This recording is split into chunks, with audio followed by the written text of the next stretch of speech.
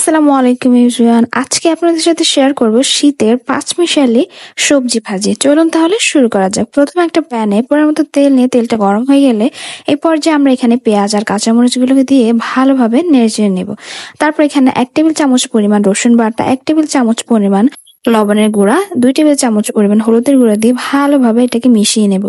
1 table চামচ পরিমাণ জিরা গুঁড়ো দিয়ে ভালোভাবে আবারও নেড়েচেড়ে নিয়ে তারপর এখানে আমরা কেটে রাখা লাউয়ের খোসা, সিম ছোট ছোট করে কুচি কুচি করে কাটা, তারপর মূলা, সামান্য আলু দিয়ে ভালোভাবে এটাকে আমরা নেড়েচেড়ে দিব। শীতকালে এরকম মিক্সড সবজি কিন্তু রুটি, পরোটা বা গরম গরম ভাতের সাথে সকালবেলা খেতে কিন্তু ভীষণ ভালো লাগে। তারপর এখানে আমরা কেটে রাখা মূলা আর আলুগুলো দিয়ে আবারও এটাকে আমরা ভালোভাবে নেড়েচেড়ে নেব।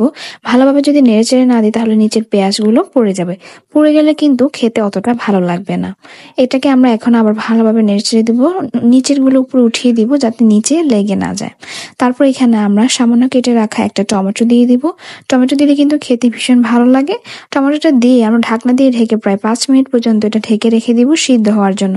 সিদ্ধ হয়ে আসলে এটাকে আমরা আর একটু ভালোভাবে ঢাকনাটা তুলে নেড়েচেড়ে দিই। ভাজিটা আমরা আবারও প্রায় 5 মিনিট পর্যন্ত কুক হওয়ার পর, ভাজিটা হতে কিন্তু বেশিক্ষণ একটু টাইম লাগে না, 5 থেকে 10-15 মিনিটের মধ্যে ভাজিটা হয়ে যায়। তারপরে সামান্য একটু উঠিয়ে নিয়ে দেখবো এটা সিদ্ধ হয়েছে কিনা। সিদ্ধ হয়ে গেলে এখানে আমরা আগে থেকে কেটে রাখা ধনিয়া পাতাগুলো দিয়ে দিব। ধনিয়া পাতা দিলে কিন্তু স্মেলটা ভীষণ ভালো লাগে খেতে। শীতকালীন সবজির মধ্যে ধনিয়া পাতা মাস্ট বি দিতে হয়, না হলে কিন্তু খেতে এতটা ভালো লাগে না।